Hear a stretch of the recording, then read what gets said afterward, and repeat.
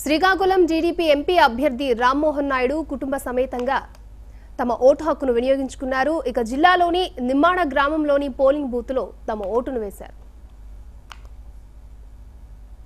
మా సొంత గ్రామం అయినటువంటి నిమ్మాడలో ఈరోజు ఓటు హక్కు కూడా వినియోగించుకోవడం జరిగింది. ప్రతి ఒక్కరికి కూడా నేను అదే కోరుకుంటున్నాను. యువకుడు కానీ, కొత్త ఓటరు కానీ, మహిళ కానీ, రైతు కానీ, ఈ ఆంధ్రప్రదేశ్లో ఉన్నటువంటి ప్రతి ఒక్కరు కూడా నవ్యాంధ్రప్రదేశ్ నిర్మాణం కోసం, భావితరాల కోసం ప్రతి ఒక్కరు కూడా రాజ్యాంగం ఇస్తున్నటువంటి ఆ హక్కుని వినియోగించుకొని ప్రజాస్వామ్య నిర్మాణంలో ప్రతి ఒక్కరు కూడా పాల్గొనాలని హృదయపూర్వకంగా కోరుకుంటున్నాను. అయితే ఈరోజు ఇక్కడ కూడా చాలా ప్రశాంతంగా కూడా జరుగుతున్నాయి.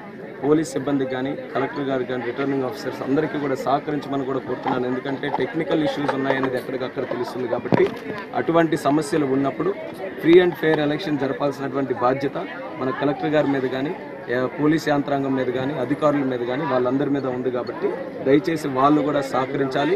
అందరూ కూడా ఎక్కడ కూడా ఎటువంటి ఇబ్బందులు లేకుండా ప్రతి ఒక్కరు కూడా ఈ యొక్క